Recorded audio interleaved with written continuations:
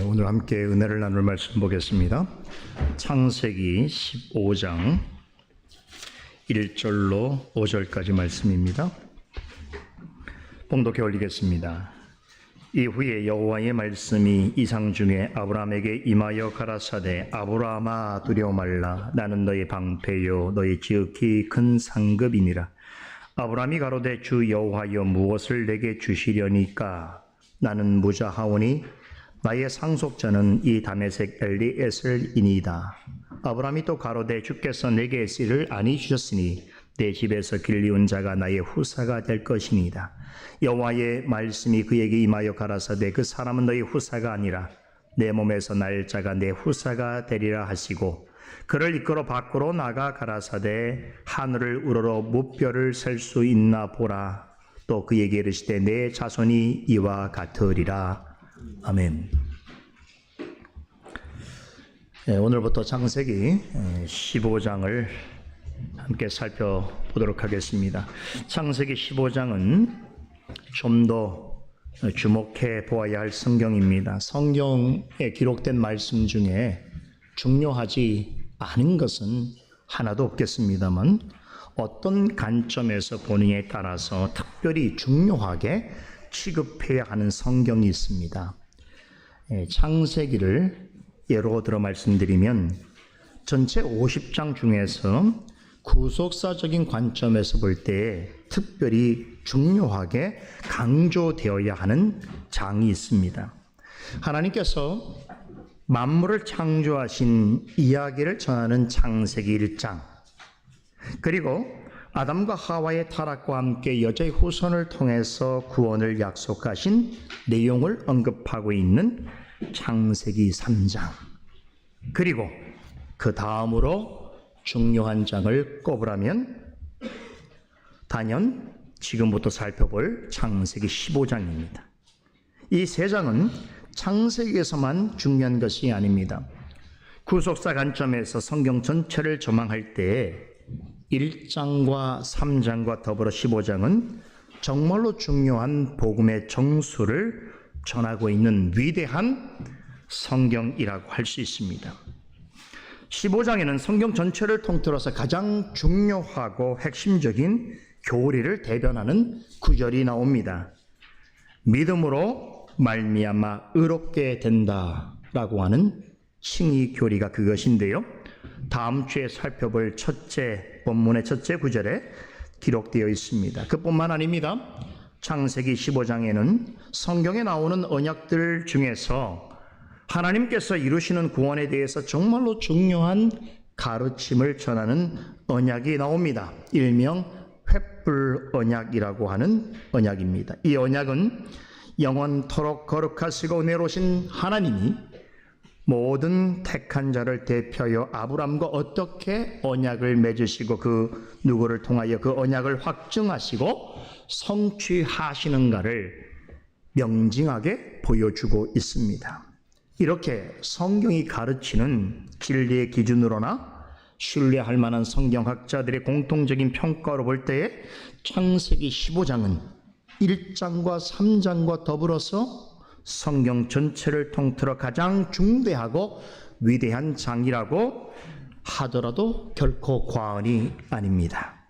앞으로 창세기 15장 강해를 통해서 지금 말씀드린 내용이 과연 사실인가 하는 것을 하나하나 살펴보도록 하겠습니다.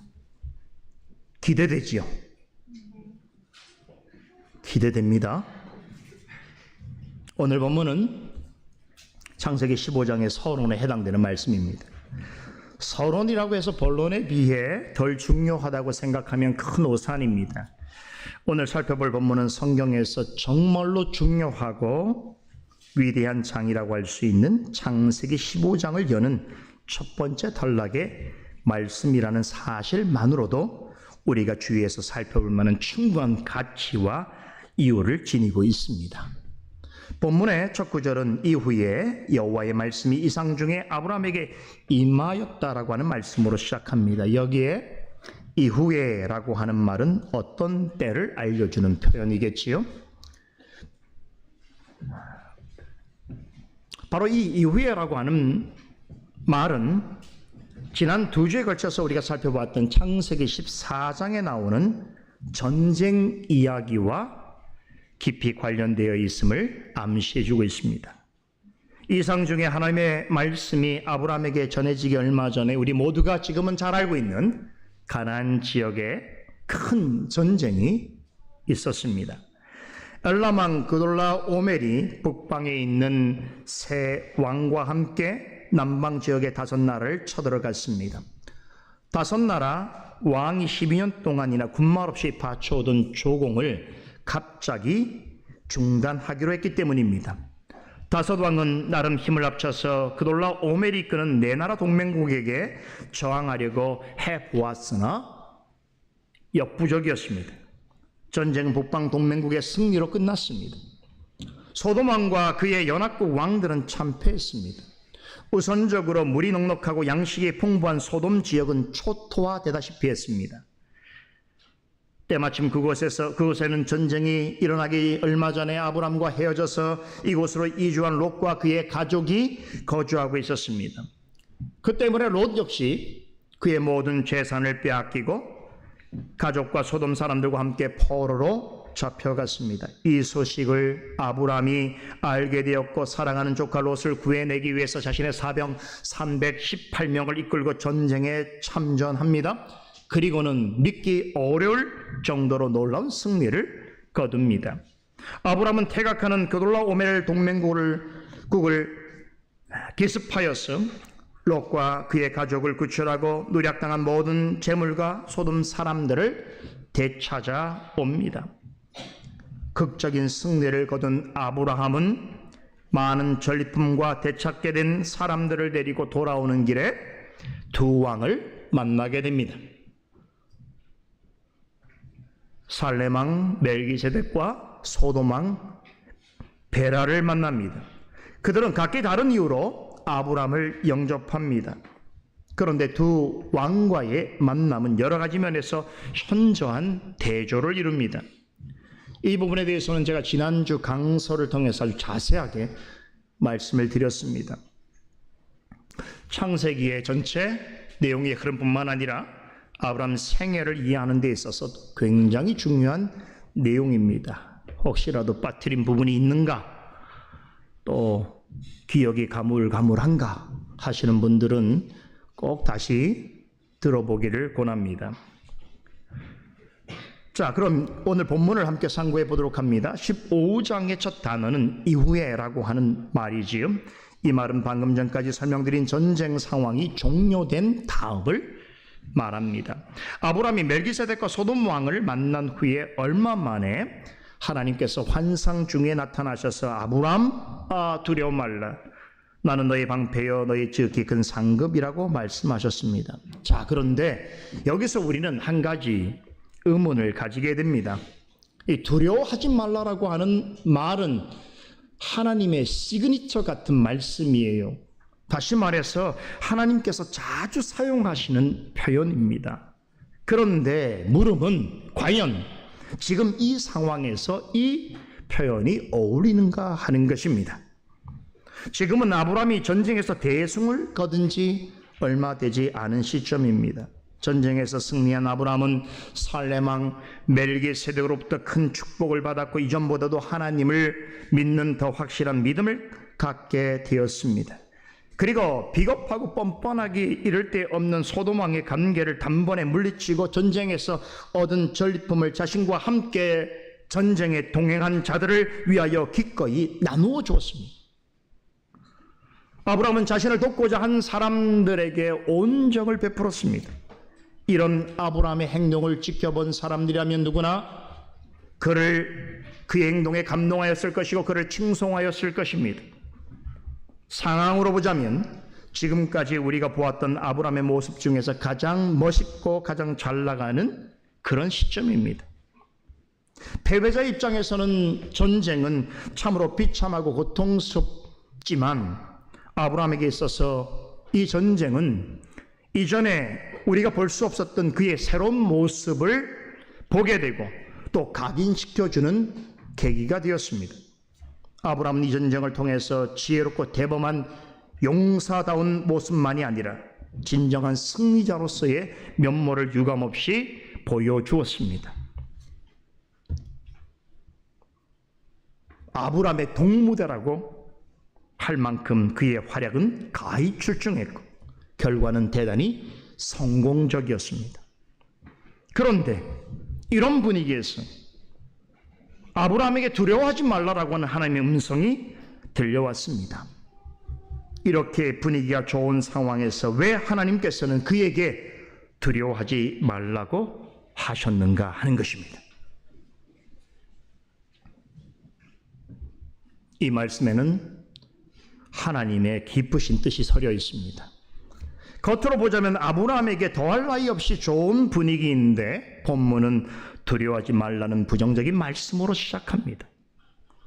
두려워하지 말라는 말은 두 가지 가정 상황에서 전할 수 있는 말씀입니다. 듣는 사람이 지금 두려워하고 있거나 당장은 그렇지 않더라도 곧 두려워할 만한 어떤 일을 겪게 될 경우입니다.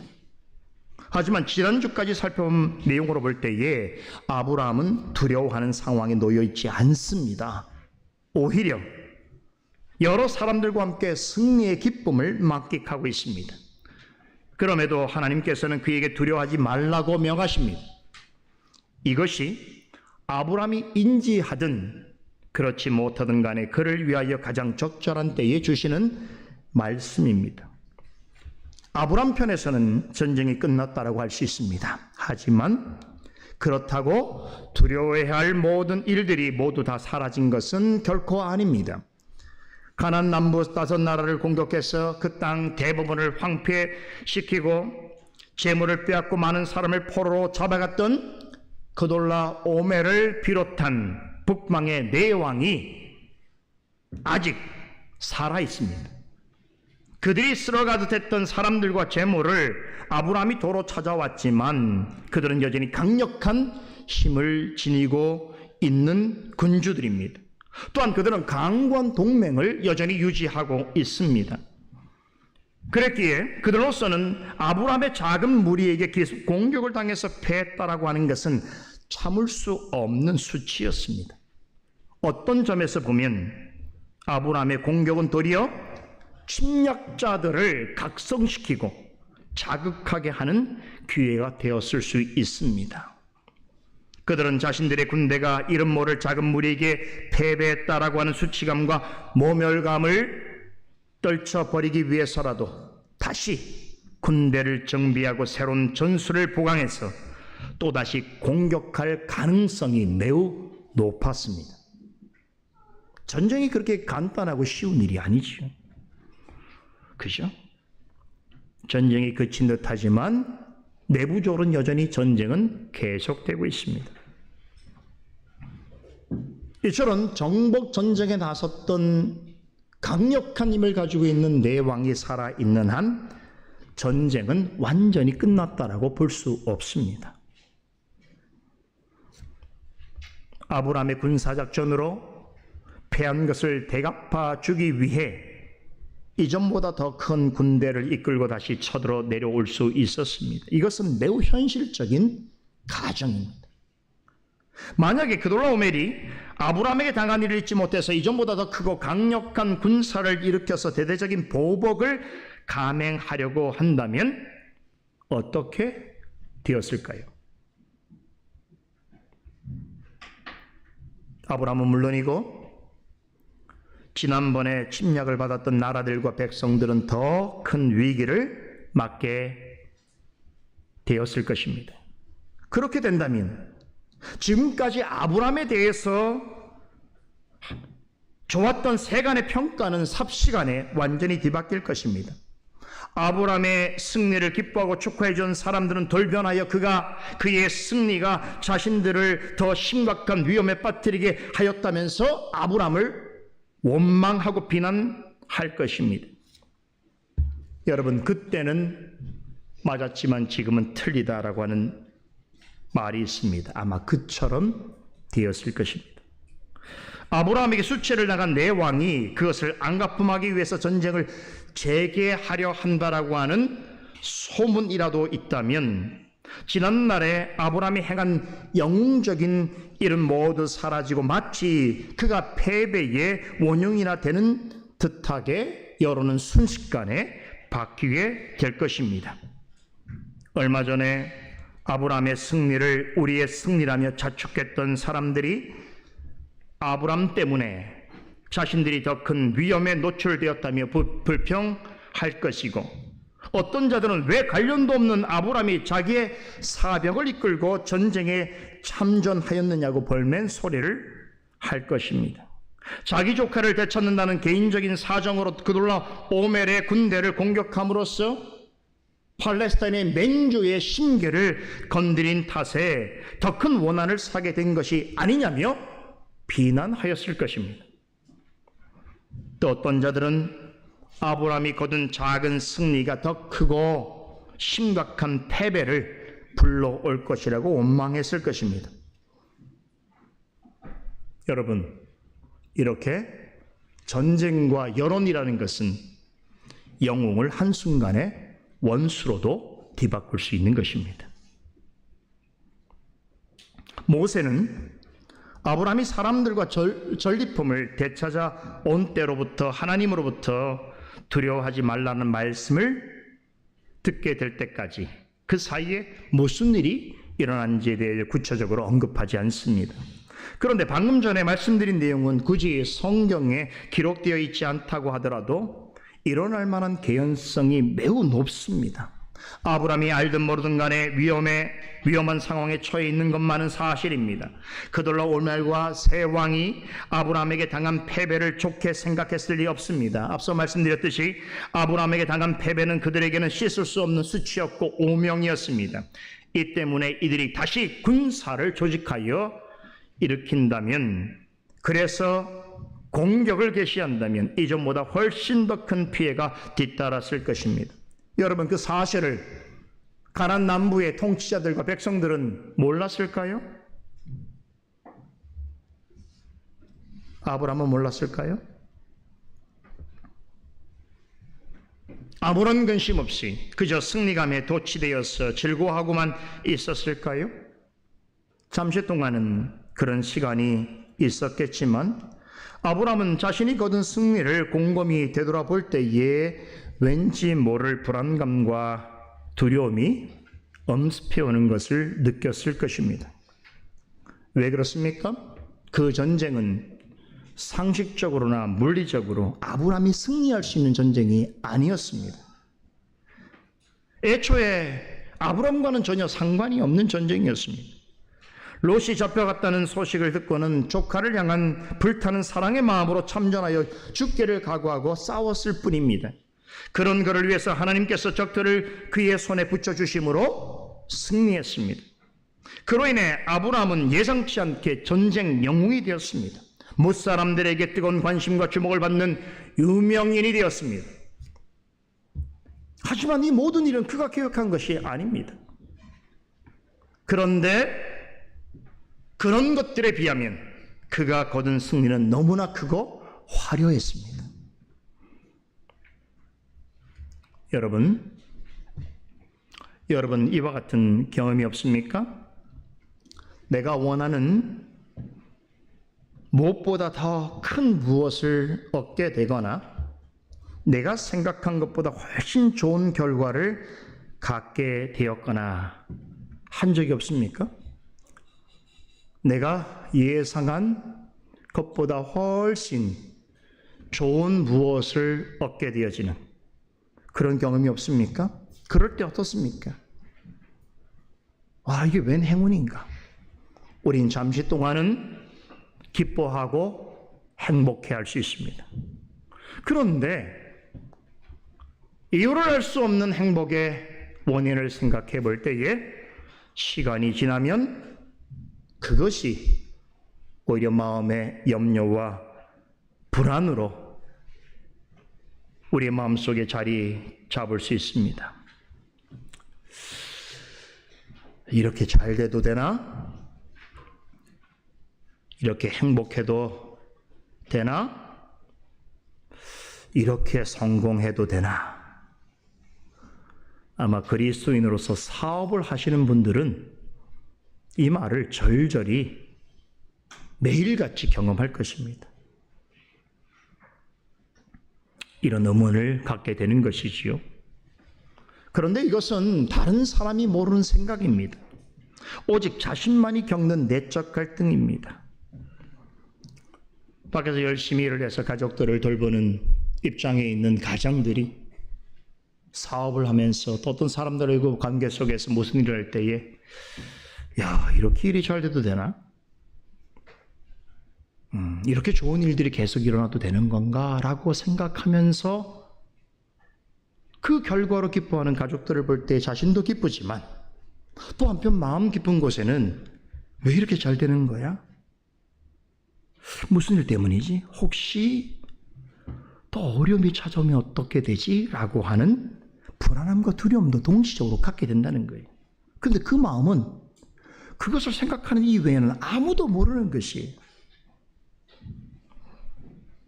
천진난만한 자녀들을 볼 때 그 말을 하겠습니까? 그렇게 좋아하는 아내에게 그런 이야기를 하겠습니까? 하지 못하는 것이죠.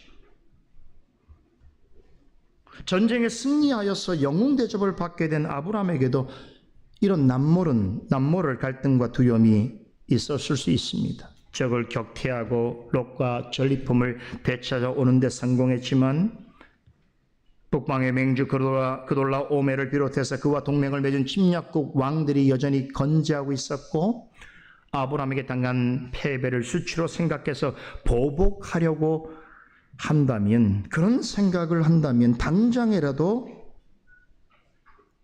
전쟁이 일어난다면 이전보다 훨씬 더 큰 해를 당할 수 있는 상황입니다. 아브라함이 이런 상황을 인식하고 있었다면 여러분 마음속에 승리의 기쁨만 있었겠습니까? 그렇지 않겠지요. 언제 그들이 다시 공격을 감행해서 자신과 함께하는 모든 사람들을 더 큰 어려움에 빠뜨리게 될지 알 수 없는 상황에서 그의 마음 깊은 곳에는 남모를 염려와 두려움이 있었을 것입니다.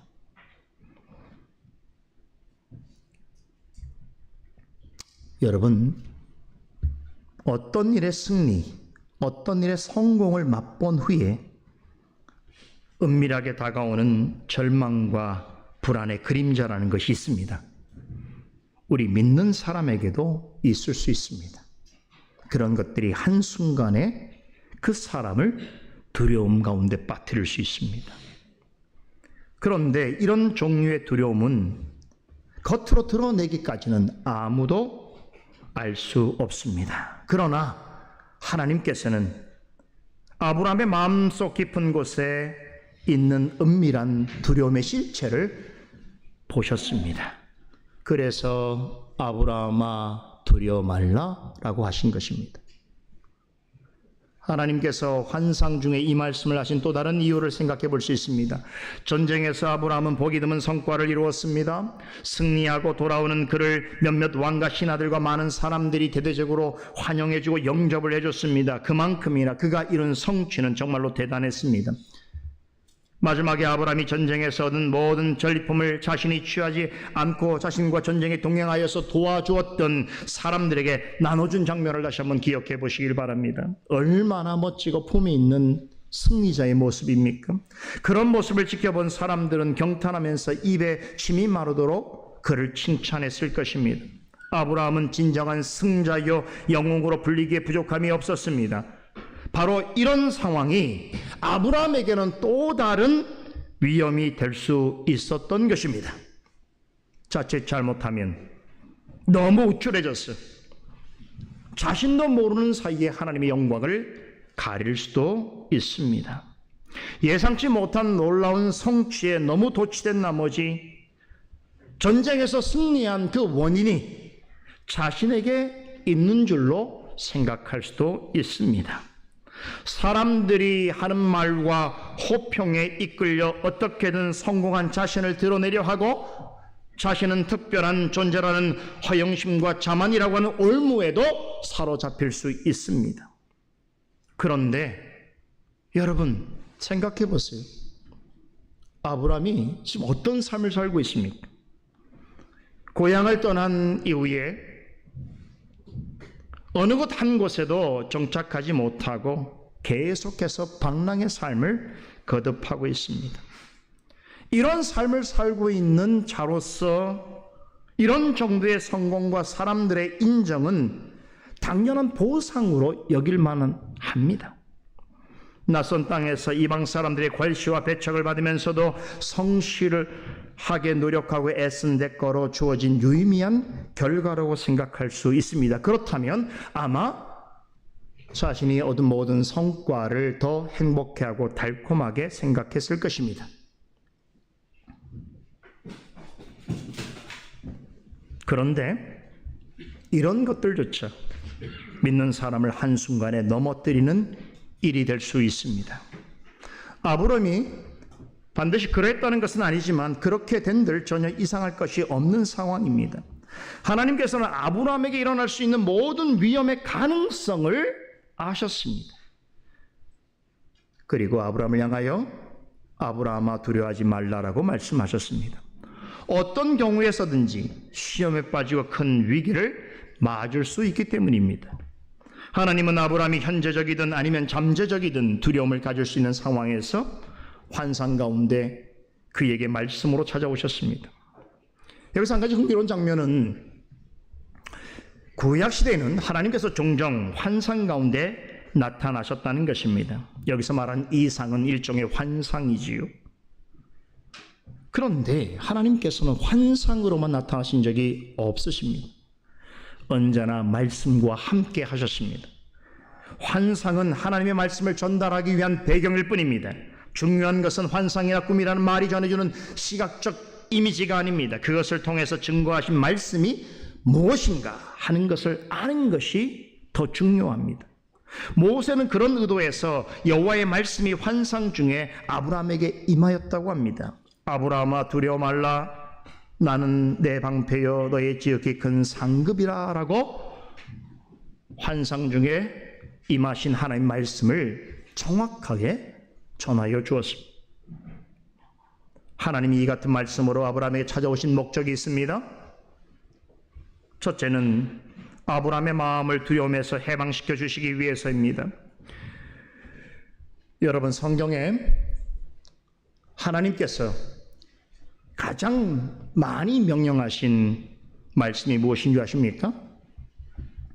두려워하지 말라라고는 말씀입니다. 어떤 신학자는 이 말씀이 성경에 365번 나온다고 합니다. 사람은 1년 365일 동안 단 하루도 염려와 두려움 없이 살 수 없기 때문에 성경에 이 말씀이 365번이나 나온다고 하는 것이죠. 물론 실제로 두려워하지 말라라고 하는 이 말이 성경에 정확하게 365번 나오는 것은 아닙니다. 그럼에도 두려움과 관련된 구절은 400회 이상 언급되어 있습니다. 걱정하지 마라, 염려하지 말라라고 하는 등의 표현을 같은 의미로 포함시킨다면 365번 나온다고 하는 말도 지나친 말은 아닙니다. 강조하고 싶은 것은 이것입니다. 우리는 사는 날 동안 단 하루도 걱정하거나 염려하지 않고 살아갈 수 없다는 것입니다.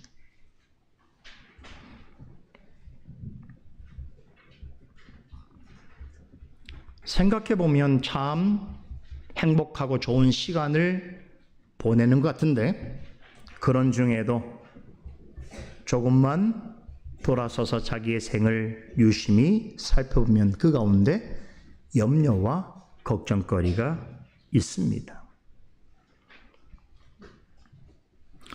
걱정과 염려로 인한 두려움은 무슨 일이 안 될 때만 생기는 것이 아닙니다. 자신의 뜻대로 되지 않고 일이 잘 안 풀릴 때 걱정하고 염려하는 것은 당연지사이고, 아브라함의 경우처럼 큰 성공을 거둔 후에도 두려움을 가질 수 있습니다. 어떤 경우에는 한없이 기쁘고 즐거운 중에도 마음 한켠에 숨어있는 근심과 염려를 바라보게 됩니다. 그럴 때는 마음의 낙심과 절망이 찾아옵니다. 하나님을 믿는 사람은 세상 일이 아무리 잘 되고 세상에서 원하는 것 이상으로 성공한다고 하더라도 두려움을 느낄 수 있습니다. 가장 큰 두려움은 무엇인가? 하나님으로부터 멀리 떠나 있는 것, 그리고 상당 시간 동안 말씀을 듣지 못해 말씀의 은혜의 부재 상태에 있는 것. 그것은 오직 그리스도인만이 느끼는 두려움입니다. 디모데후서 1장 7절을 보게 되면 하나님이 우리에게 주신 것은 두려워하는 마음이 아니요 오직 능력과 사랑과 근신하는 마음이니라고 합니다. 하나님께서 우리에게 주신 것은 두려워하는 마음이 아닙니다. 하나님을 두려워하는 것과 다른 무엇 때문에 두려워하는 것은 전혀 다른 것입니다. 하나님을 두려워하는 사람은 하나님을 신뢰하고 의지합니다. 그래서 하나님을 찬송하고 경배하게 됩니다. 하지만 하나님이 아닌 다른 일로 두려움을 가지면 그 열매는 불신과 불안으로 나타납니다. 이런 두려움이 점점 더 커지면 영혼이 메마르고 침체하게 됩니다. 하나님으로부터 점점 더 멀어집니다. 사도 바울은 이런 두려움은 하나님이 주시는 것이 아니라고 말합니다. 하나님이 우리에게 주신 것은 오직 성령의 능력과 강하고 담대한 마음입니다. 이 마음은 하나님 앞에서 언제나 사랑과 절제의 모습으로 나타난다고 사도는 말합니다. 대단한 편이죠. 우리가 하나님께 두려워하는 마음을 가질 때에 그것은 사랑과 절제로 나타난다. 여기서 사도 바울이 말하는 사랑과 절제는 무엇이겠습니까? 갈라디아에서 나오는 성령의 열매, 9가지 열매의 줄임말입니다. 즉 성령의 능력으로 강하고 담대한 마음을 가지는 사람은 사랑과 희락과 평과 오래 참음과 자비, 형성과 충성과 온유와 절제와 같은 성령의 열매를 맺는 모습으로 나타나게 된다는 것입니다.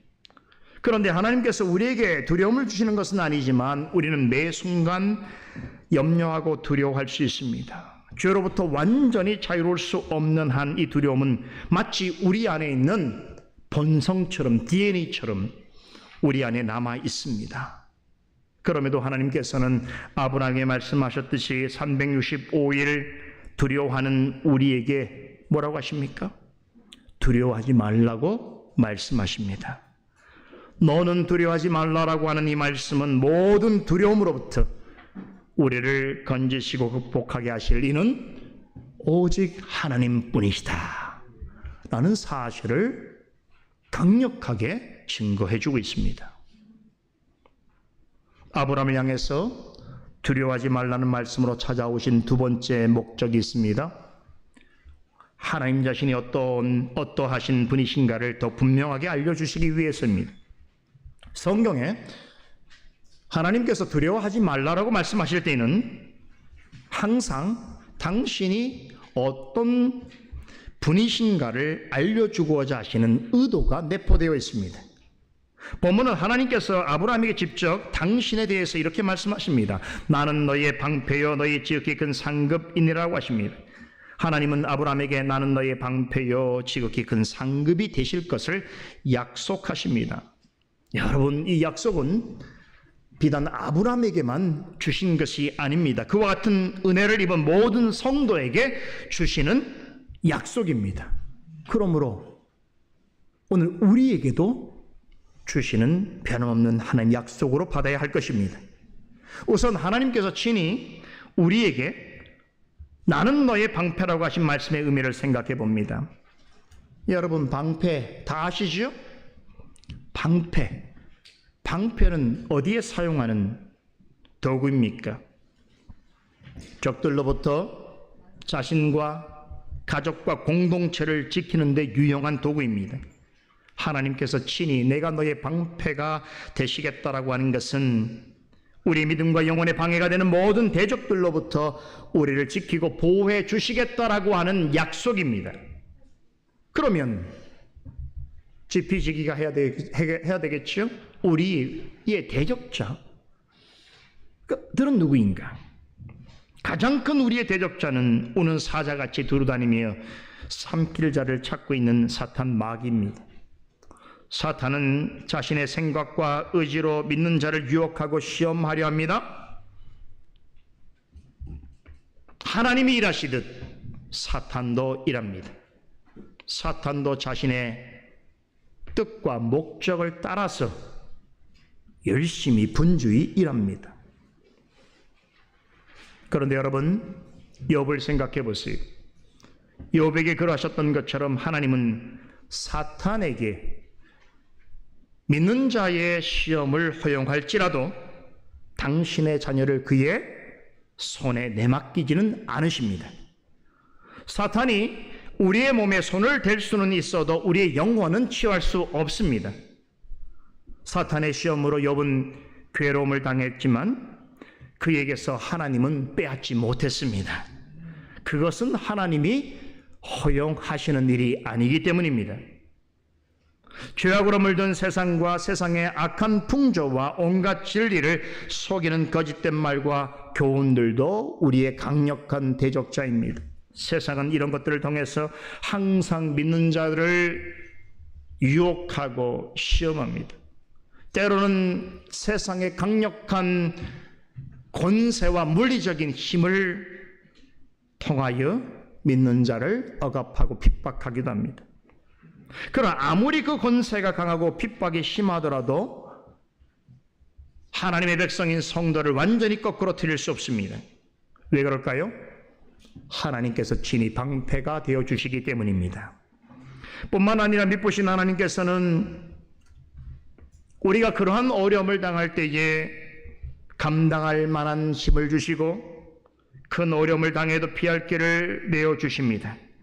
욥에게 하신 것처럼 그런 일로 우리의 믿음을 단련시키시고 그 후에는 정금 같은 신앙으로 하나님 앞으로 나아오게 하십니다. 사탄이 일하는 만큼 사탄의 생각과 계획이 있어도 뛰는 놈 위에 나는 분이 계십니다. 염려하실 것이 없습니다. 하나님의 백성을 향한 하나님의 방패가 되어주시겠다라고 하는 그 약속은 어떤 경우에도 하나님께서 반드시 지키시고 이루십니다. 여기에 우리의 희망과 안위가 있습니다. 여러분 생각해 보세요. 성경 인물 중에 정말 처음부터 끝까지 수없이 많은 대적자들에 의해서 애워싸였던 삶을 산 사람들이 많습니다. 그 중에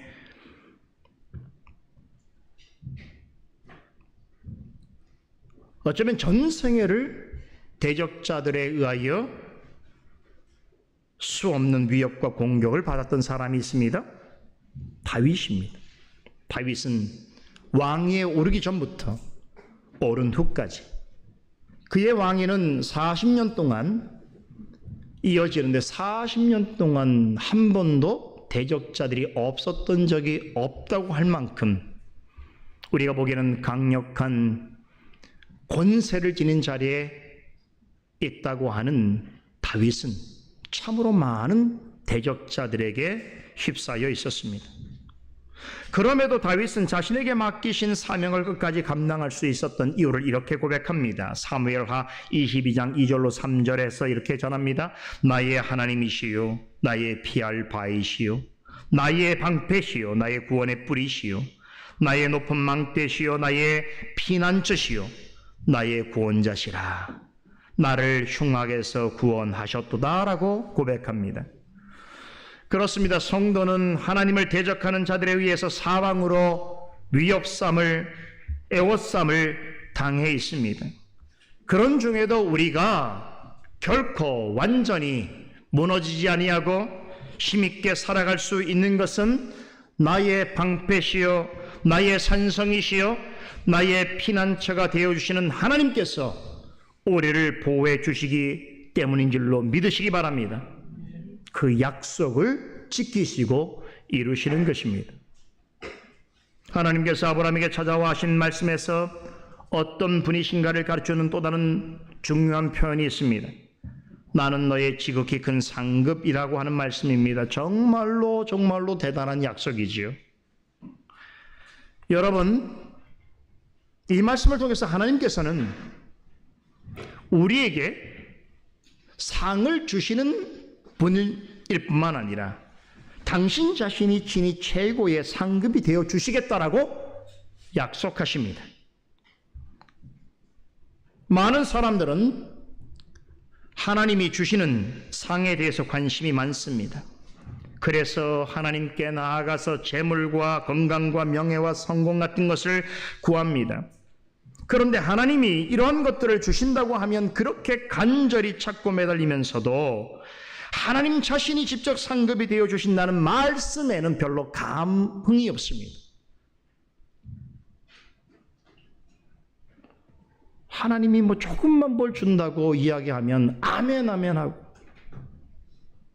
어떤 교회에서는 목사가 마치 하나님께서 원하는 무엇이든지 주는 그런 존재처럼 말끝마다 여러분에게 무엇을 주실 줄로 믿는다고 할 때에 말이 끝나기도 전에 아멘 탐욕이지요. 누가 먼저 아멘 할까봐 자기의 것으로 받아 자기의 소유와 누림으로 사용하기 위해서 안절부절 못하면서, 오늘 말씀처럼 하나님이 친히 내가 너의 상급이 되어주겠다는 말씀에는 시큰둥합니다. 왜 그렇습니까? 손에 들어오는 게 없기 때문이지요. 눈에 보이는 게 없기 때문이지요. 하나님은 영이신이 보이지 않으니 내가 원하는 건 당장 손안에 들어있는 사람들이 인정할 만한 축복, 사람들이 부러워할 만한 그 무엇을 달라는 거예요. 그런 하나님은 간절히 외치고 찾으면서 하나님께서 내가 너의 지극히 큰 상급이라 라고 하시는 말씀에는 귀를 닫고 있단 말이에요.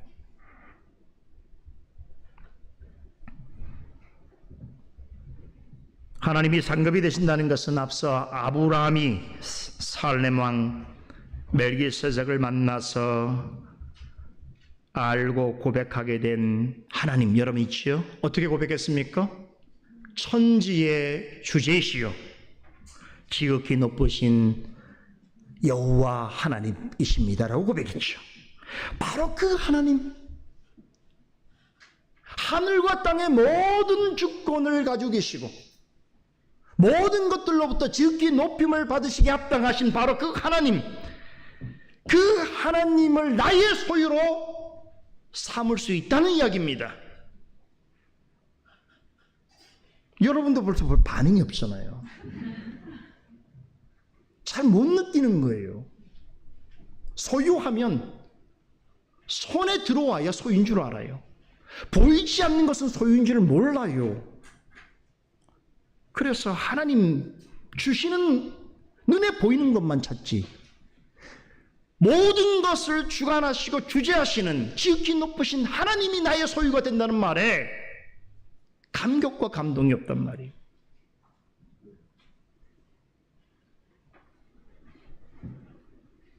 여러분, 하나님이 상을 주신다는 말과 하나님 자신이 지극히 큰 상급이 되신다는 것은 하늘과 땅만큼 서로 다른 이야기입니다. 하나님이 주시는 상을 받아 누리는 것도 참 좋은 일이지요. 우리가 다 바라는 것입니다. 그러나 천지의 주제이시요 지극히 높으신 하나님을 나의 소유로 삼는 것에 비한다면 그것은 정말 아무것도 아닌 것이에요. 하나님께서 아브라함에게 나는 너의 지극히 큰 상급이라고 하신 것은 또 생각해보면 전쟁이 끝난 후에 아브라함이 취한 행동과 관련되어 있음을 알 수 있습니다.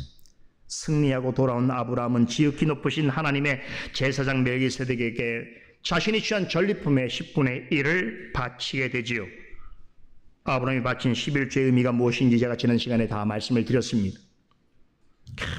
그 전쟁에서 승리한 비결이 오직 하나님께 있음을 인정하는 것이요, 또 멜기세덱을 통해서 알게 된 하나님, 하늘과 땅의 창조주시며 주권자이시며 지극히 높으신 하나님의 사실을 인정하고 받아들이고 그러하신 하나님께 감사와 찬송을 드리는 신앙 고백적 차원에서 10분의 1을 바쳤습니다.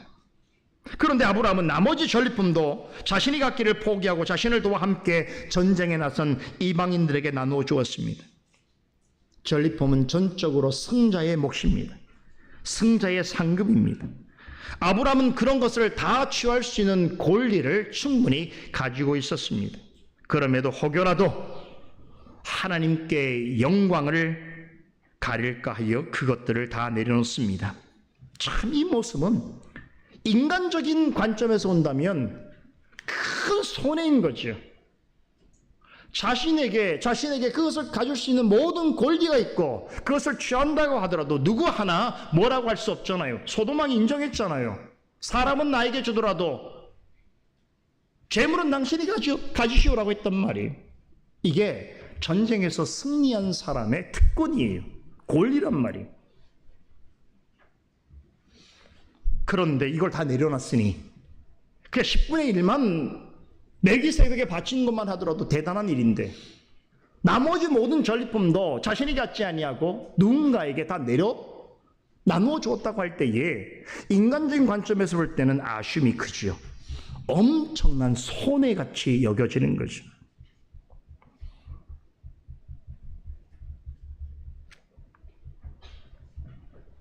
여러분, 손해입니까 이게? 그러한 아브라함을 향해서 하나님께서 이렇게 말씀하신 거예요. 나는 너의 지극히 큰 상급이니라. 여러분, 이 말씀의 의미가 무엇인지 아시겠습니까? 하나님께서는 자기 백성이 당신의 뜻을 구하면서 당신의 이름과 영광을 위해 행한 것이라면 그 어떤 것도 결코 손해가 아니다라는 것을 가르쳐 주고 계시는 것입니다. 이것을 가르쳐 주시기 위해서 하나님은 당신의 영광을 위해서 자신의 것이라고 고집할 만한 것을 내려놓은 아브라함에게 그것과는 비교할 수 없이 크고 존귀하고 영원한 상을 베풀어 주십니다. 바로 그것은 하나님 자신입니다. 하나님 자신을 그에게 가장 큰 상급으로 주신 것입니다. 세상에서 주어지는 상과 복이라고 하는 것은 잠깐 행복과 기쁨을 줄 수 있습니다. 그렇지요? 그러나 영혼을 항상 만족시키지는 못합니다. 예전에도 드린 말씀처럼 세상에 재물이 많은 사람들은 많은 재물 때문에 염려와 근심이라는 게 있어요. 없는 사람들은 모르는 근심과 염려가 있다는 거예요. 그래서 저는 재물이 없는 게 좋아요. 그렇죠? 표정들 봤습니까? 우리가 TV를 통해서 보는 세상에 그 많은 재물을 가지고 있는 사람들의 표정을 여러분 유심히 한번 보세요. 영혼마저 기쁘고 만족한가를 보십시오. 그렇지 못하거든요.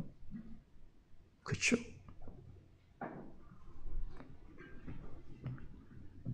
하지만 하나님 자신이 우리의 상급이 되신다고 할 때에는 이 거룩한 상과 거룩한 축복은 영원한 만족과 안식을 가져다 줍니다. 뿐만 아니라 영원히 간직할 수 있습니다.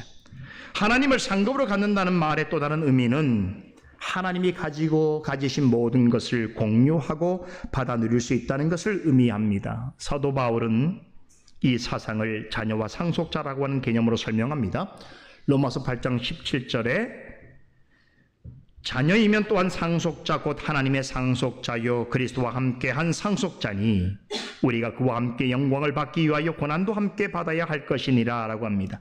예수 그리스도로 인해서 하나님의 자녀가 된 사람은 그리스도와 함께 하나님의 것을 소유하는 공동 상속자라는 거예요. 엄청난 개념이죠. 하나님의 사랑하시는 독생자 예수 그리스도가 가지신 모든 것을 그리스도 안에 있는 자도 공동으로 유산받고 그 상속자가 된다는 것입니다. 많은 것을 상속받지 못한 여러분들은 이런 말에 감동이 없어요.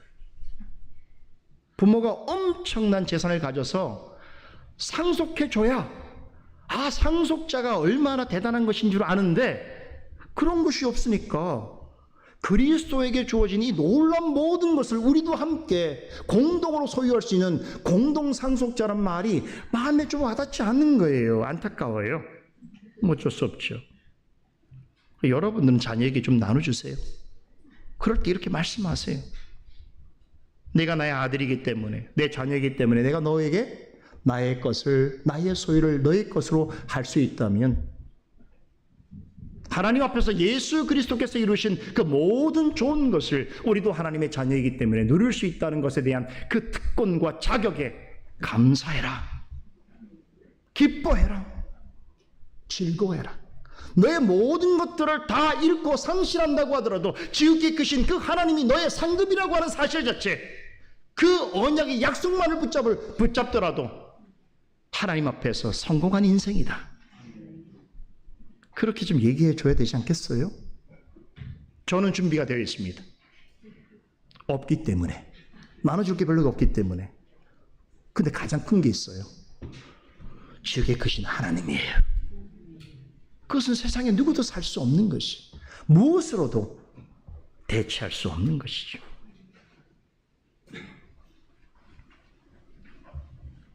지금 우리는요, 감사하게도 지금 사도 바울이 로마서 말씀 속에서 증거했던 이 약속과 복을 우린 부분적으로 누리고 있습니다. 하나님께서 약속하신 모든 약속은 그리스도 안에서 우리의 것으로서 누릴 수 있습니다. 하나님께서 아브라함에게 하신 약속도 그리스도 안에서 우리의 것으로 받아 누릴 수 있습니다. 그럼에도 지금 우리의 연약함과 한결로 인해서 우리는 그것을 부분적으로밖에 누릴 수가 없습니다. 하지만 주님 앞에 서는 날에는 하나님의 자녀여 그리스도와 공동 상속자로서 하나님의 말씀에 기록된 모든 약속과 축복을 마치 주님을 얼굴과 얼굴을 맞대어 보듯이 온전하고 영원히 맛보아 누릴 수 있게 될 것입니다. 아브라함아 두려워 말라. 나는 너의 방패요 너의 지극히 큰 상급이라 하시는 이 말씀에 여러분 이런 깊은 의미가 담겨 있습니다. 이 말씀 하나만 여러분의 마음에 새긴다고 하더라도, 다른 말씀을 하나도 생각하지 않더라도 하나님 앞에서 자녀로 충분히 풍성히 살아갈 만큼의 의미를 가지고 있는 말씀이에요. 말씀을 마음에 담으시기 바랍니다. 그런데 이 말씀을 들은 아브라함을 보세요. 하나님께 어떻게 반응합니까? 주 여호와여 무엇을 내게 주시려니까? 라고 묻습니다. 하나님께서 자신이 지극히 큰 상급이라고 하셨는데 왜 아브라함은 무엇을 내게 주시려 합니까? 라고 묻는 것일까요? 자, 여기에서 우리는 또 의문을 갖습니다. 혹자는 아브라함이 한 이 말을 불신앙으로 해석합니다. 하나님이 내가 너의 지극히 큰 상급이다 라고 말씀하시는데 아브라함이 내게 무엇을 더 주려고 합니까? 라고 묻는 것 자체가 그가 불신앙 가운데 있다는 것이에요. 너무 야박한 해석이에요. 제가 볼 때는. 저는 그런 해석에 동의하지 않습니다. 하나님은 아브라함의 삶의 시련과 위기가 닥칠 때마다 약속의 말씀을 전해주셨습니다. 그때마다 여러분 아브라함이 어떻게 하는 말씀을 들었는지 보세요. 하나님이 전해주시는 말씀에 자신의 의견을 덧붙이려 하거나 의문을 던지지 않았습니다. 하나님이 들려주시는 말씀은 그는 순전히 받아들였습니다. 그랬던 아브라함이 갑자기 창세기 15장에 와서 두려워하지 말라 나는 너의 지극히 큰 상급이라고 하는 말씀을 듣고 갑자기 불신앙적인 모습을 보였다는 것은 설득력이 없습니다. 만약에 정말로 아브라함이 불신앙을 표출한 것이라면 뒤에 하나님의 책망이 따라와야 합니다. 그러나 하나님께서는 어떤 책망도 그에게 하지 아니하십니다. 오히려 이전에 약속하신 말씀을 다시 언급하십니다. 다시 묻습니다. 그럼 왜 아브라함은 두려워 말라 나는 너의 방패요 너의 지극히 큰 상급이라고 하시는 말씀을 들은 후에 하나님 저에게 무엇을 주시렵니까? 라고 묻게 된 것일까요? 이것은 불만이라기보다는 지금까지 자신의 마음에 품고 있던 풀리지 않는 어떤 어려움을 토로한 것입니다. 히브리인들에게 있어서 상급이라고 하는 말은 자녀와 동일한 개념으로 받아들입니다. 시편 117편 3절에 보면 자식은 여호와의 주신 기업이요 태의 열매는 그의 상급이다 라고 하는 말씀이 나오죠. 여기에 나오는 상급과 오늘 본문 1절에 하나님께서 직접 말씀하신 상급은 원문에 보면 같은 단어입니다. 무슨 얘기입니까? 아브라함 입장에서는 하나님께서 말씀하신 그 상급이 자녀와 관련된 것으로 충분히 이해할 수 있다는 것입니다. 창세기 13장에서 롯이 소돔 땅으로 이주한 후에 홀로 남은 아브라함에게 하나님께서 너는 눈을 들어 너 있는 곳에서 동서남북을 바라보라 보이는 땅을 내가 너와 내 자손에게 주겠노라고 하시면서 이런 표현하셨죠. 내가 티끌같이 무수히 많은 자손을 갖게 할 것이라고 약속하셨습니다. 자, 아브라함은 이 약속을 듣고 믿어 의심치 않았습니다. 하나님께서 반드시 그렇게 하시라고 그는 생각했습니다. 그런데 그 이후로 여러 해가 지났습니다. 그런데도 아브라함에게는 아직 자식이 없습니다. 히브리인이라면 너희 지극히 큰 상급이라고 하시는 이 표현을 들을 때 누구나 상급 중에 가장 큰 상급은 자식, 자녀라고 생각하였을 것입니다. 아브라함도 마찬가지입니다. 하나님께서 자신에게 땅에 티끌 같은 많은 자손을 주시겠다고 약속하셨고 그것을 의심 없이 믿어왔는데 그 이후로 점점 시간이 흘러가서 이제는 자신과 아내가 자녀를 생산할 나이가 지났는데도 여전히 자식이 없다는 것에 대하여 그는 큰 의문을 품게 된 것이지요. 아브라함에게 있어서 가장 큰 상은 어떤 선물보다도 자녀였습니다. 그런데 자녀를 얻는 일만큼은 스스로 할 수 있는 일이 아니죠. 스스로 해결할 힘도 없고 시간이 지날수록 자녀를 낳을 수 있는 가능성이 점점 더 희박해져 가니 이 약속을 받은 사람 입장에서 참으로 답답하고 괴로운 일이 아닐 수 없는 것입니다. 그런데 때마침 하나님께서 자식이 연상되어지는 상급이라고 하는 표현을 하시니 아브라함은 하나님께 자신의 심정을 아뢰게 되었던 것입니다. 나는 무자하오니 나의 상속자는 이 다메섹 엘리에셀이니이다. 아브라함이 또 가로되 주께서 내게 씨를 아니 주셨으니 내 집에서 길리운 자가 나의 후사가 될 것입니다 라고 토로하게 된 것입니다. 여기에 아브라함의 심각한 고민이 묻어납니다.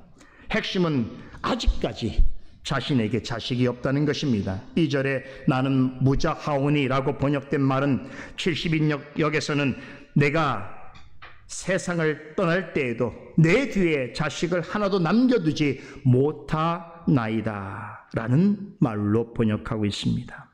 여러분, 하나님의 약속을 이루려면 반드시 자식이 있어야 되는데 나이가 지나 자녀를 생산할 수 있는 시점이 훨씬 지나가는데도 자녀를 낳을 수 있는 기미조차 볼 수 없는 상황에서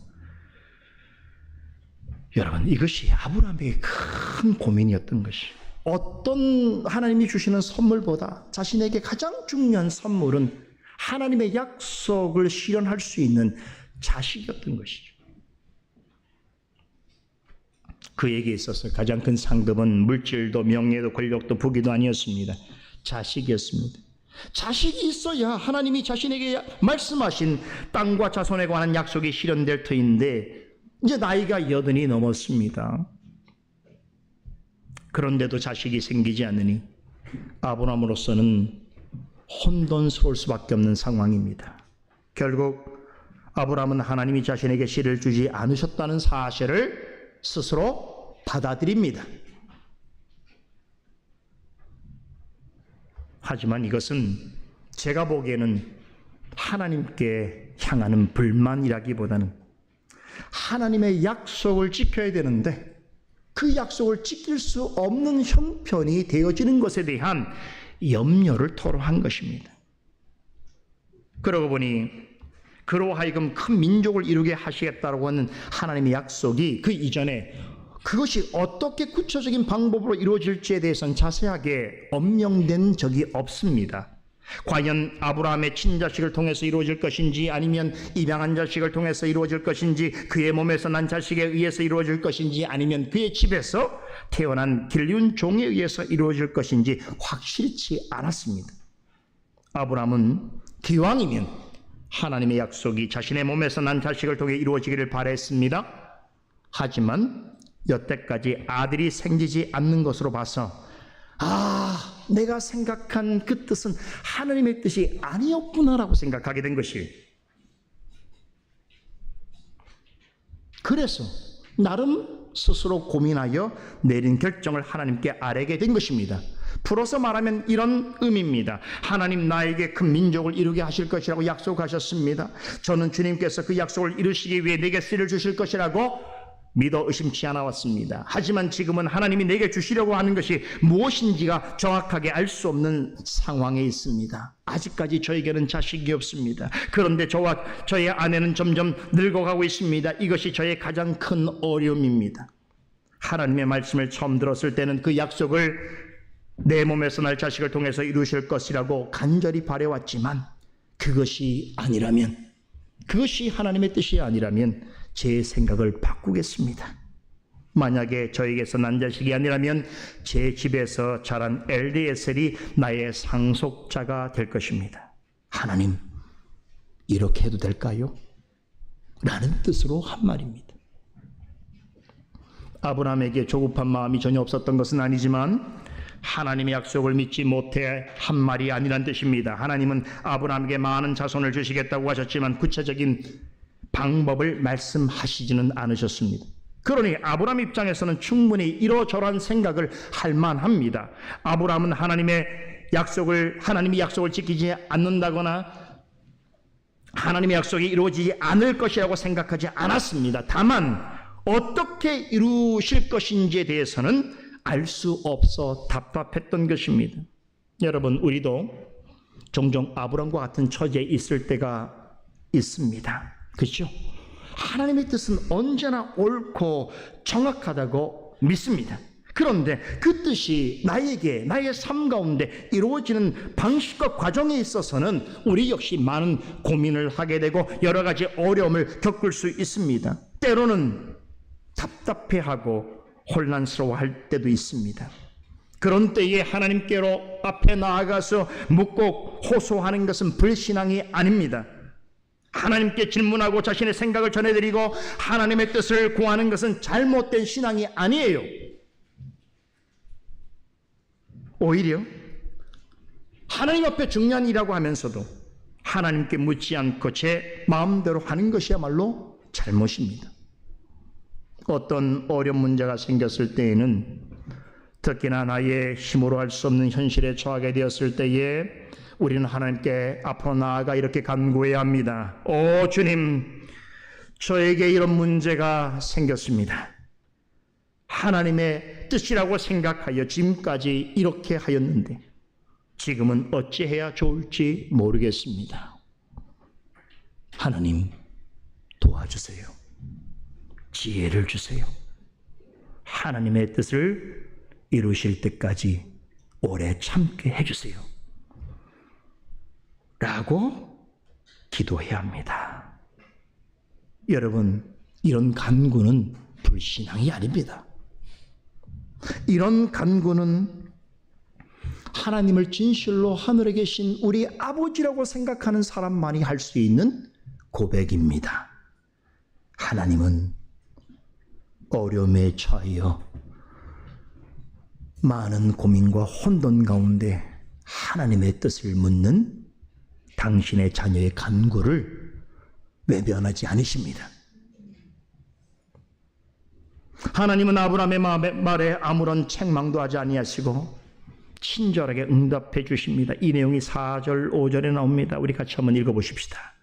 여호와의 말씀이 그에게 임하여 가라사대 그 사람은 너의 후사가 아니라 내 몸에서 날 자가 내 후사가 되리라 하시고 그를 이끌고 밖으로 나가 가라사대 하늘을 우러러 무뼈를 셀 수 있나 보라. 또 그에게 이르시되 내 자손이 이와 같으리라. 여러분, 하나님이 이런 분이셔요. 이런 분이셔요. 여기서 하나님께서는 우리에게 익숙하기도 하고 새롭기도 한 말씀을 전해주십니다. 익숙하다는 것은 이전에 하신 약속과 크게 다르지 않는 말씀이라는 뜻이고, 새롭다는 것은 이전에 하신 말씀에 좀 더 추가적인 정보를 새롭게 더해 주셨다는 뜻입니다. 처음으로 아브라함의 상속자는 내 몸에서 날짜라고 하는 표현을 정확하게 말씀해 주셨습니다. 그리고 아브라함의 자손이 하늘의 뭇별같이 될 것이라는 말도 처음 사용해 하신 표현입니다. 13장에서는 아브라함의 자손은 땅에 티끌 같을 것이라고 하셨는데, 여기서는 하늘의 뭇별 같을 것이라고 하십니다. 하나님은 이 말씀을 통해서 이전에 전해주신 약속을 되풀이하셨을 뿐만 아니라 그 의미를 보다 더 분명하게 표현해 주셨습니다. 우리는 앞으로 살펴보게 될 창세기 본문을 통해서 지금 아브라함에게 응답하신 이 말씀이 구체적으로 어떻게 성취되어져 가는가를 아주 분명하게 확인하게 될 것입니다. 오늘 남은 시간에는 이 말씀과 관련해서 우리의 신앙생활에 직접 적용할 수 있는 두 가지 교훈을 나누면서 오늘 강서를 마무리하도록 하겠습니다. 먼저 아브라함의 호소에 응답하시는 하나님의 태도를 주목해 보십시다. 말씀드린 대로 하나님의 답변은 새로우면서도 익숙한 내용입니다. 이미 전에 하신 말씀을 재차 언급하신 것입니다. 그런데 주목할 점은 아브라함의 호소에 응답하시는 하나님의 태도입니다. 하나님은 아브라함의 요구에 이렇게 말씀하지 않으셨어요. 내가 너에게 이미 한 약속을 왜 또 기억지 못하느냐? 내가 너에게 똑같은 말을 또 해야 되겠느냐? 더는 너에게 한 말을 똑같이 하고 싶지 않다 라고 다그치시거나 야단치지 않으십니다. 지난날에 아브라함에게 말씀하신 내용을 다시 되풀이하십니다. 오히려 그의 이해를 돕기 위해서 더 쉽고 명확하게 설명해 주십니다. 하나님은 이렇게 은혜로우신 분이십니다. 하나님은 우리 스스로 해결하기 어려운 문제를 가지고 하나님 앞으로 나올 때에 구박하지 않으십니다.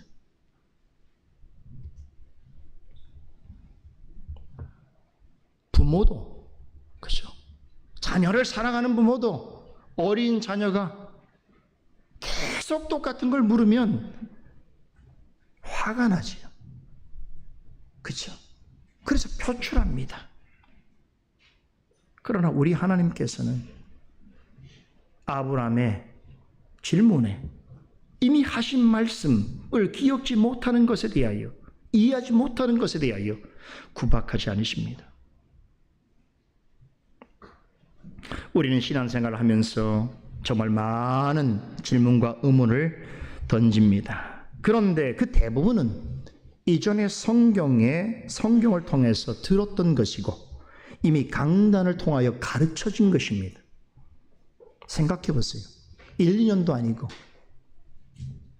10수년을 신앙생활하면서 성경 말씀 중에 보편적인 가르침 중에서 안 들은 게 뭐가 있습니까? 거의 대부분은 들었던 것이에요. 이미 정답으로 알고 있는 것이. 그런데 마치 기억 상실증에 걸린 사람처럼, 너무했나요?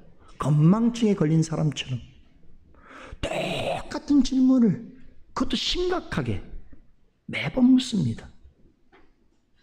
묻고 또 묻지요. 그런데도 하나님께서는 한 번도 실증내지 아니하시고 친절하게 답해 주십니다. 뭘 통해서요? 가장 적절할 때 말씀을 통해서요. 여러분들이 마음으로 하고 있는 수없이 많은 고민과 질문들을 가장 적절한 때에 적절한 말씀으로 응답해 주고 계시는 거예요. 오늘도 그 응답을 들으시는 분들이 있을 것입니다. 그렇게 수없이 반복해서 질문하고 응답하는 과정을 통해서 하나님께서는 우리의 믿음을 성장시키십니다. 그리고 신앙이 성숙한 자로 우리를 기르십니다. 같은 질문을 수없이 반복하는 어린 아이의 말에 귀를 기울이고 그 수준에 맞는 어휘와 표현으로 친절하게 답변해 주는 그런 마음을 가진 착한 선생님 있겠지요. 그죠? 아이가 물을 때에 허리를 숙이고 아이의 말에 귀를 기울이고, 그리고 아이가 이해할 수 있도록 하는 그의 수준에 맞는 표현들을 사용하여서 그를 이해시키려고 애쓰는 선생님처럼 하나님께서는 언제나 우리를 그렇게 대하여 주십니다. 가끔 교회에서 같은 내용의 복음을 전한다고 불만을 제기하는 이들이 있습니다. 그러나 복음을 반복해서 가르치고 강조하는 것은 잘못이 아닙니다.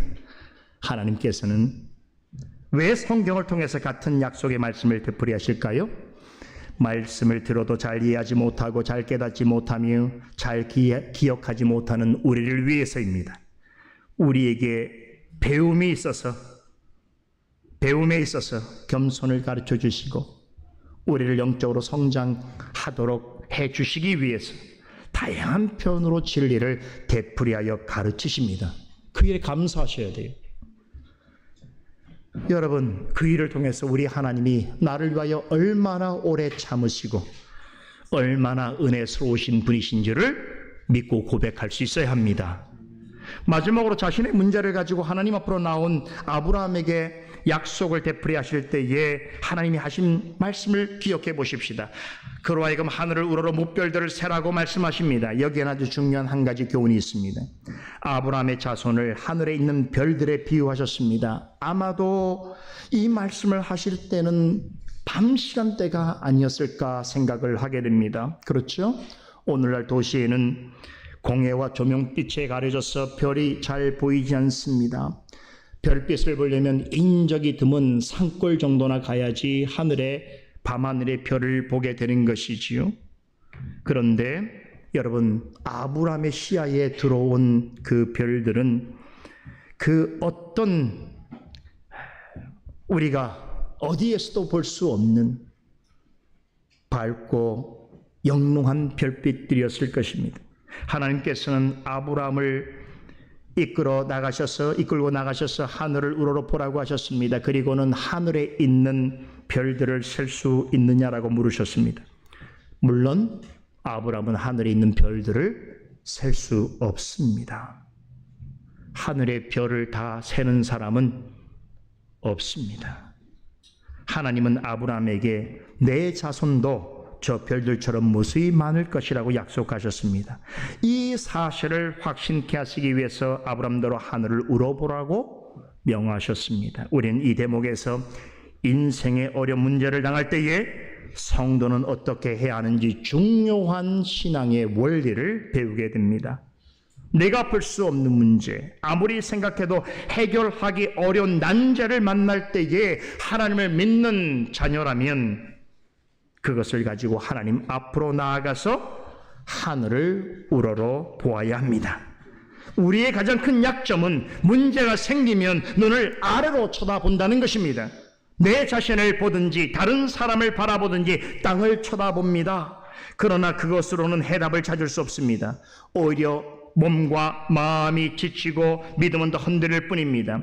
우리는 아브람처럼 어떤 문제를 해결하는 가장 확실한 방법은 무엇이겠습니까? 문제에 처할 때마다 하나님 어떻게 해야 합니까? 내가 무엇을 해야 합니까? 저에게 무엇을 주시렵니까? 라고 묻는 것입니다. 이것은 눈을 들어 하늘을 바라보는 것입니다. 하늘을 바라본다는 것은 믿음으로 하나님을 의지하면서 하나님의 약속을 신뢰한다는 뜻입니다. 내가 하나님께 드린 약속은 언제나 흔들리고 불확실합니다. 그렇죠. 우리가 하나님께 얼마나 많은 약속을 합니까? 그러나 그것들은 다 흔들리고 불확실합니다. 그러나 하나님이 우리에게 주신 약속은 언제나 변함이 없습니다. 하나님은 반드시 그 약속을 지키시고 이루십니다. 그러므로 먼저 우리는 하나님이 약속하신 것이 무엇인지를 잘 알아야 합니다. 그 다음에는 하나님이 약속하신 것을 믿음으로 꼭 붙들고 살아가야 합니다. 마음에 근심과 두려움이 생기고 스스로 해결하기 어려운 문제를 만날 때에 아브라함처럼 눈을 들어 하늘을 바라보십시다. 하나님을 앙망하십시다. 눈에 보이는 별들 너머에 계시는 하나님을 믿음으로 바라보십시다. 그리고 하나님이 말씀으로 약속해 주신 것들을 신뢰하고 의지하십시다. 그런 사람은 아브람과 같은 믿음으로 살아갈 수 있습니다. 기도하겠습니다. 거룩하신 하나님, 오늘도 우리에게 주신 말씀을 통하여서 하나님께서 우리를 위하여 예비하신 가장 적실한 교훈을 받습니다.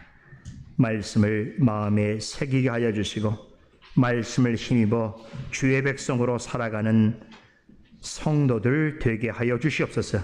그 믿음으로 살아가는 자리에 아브람과 같은 하나님께 영광을 돌리는 열매들이 풍성히 나타나게 하여 주시옵소서. 감사드리며 예수 이름으로 기도드리옵나이다.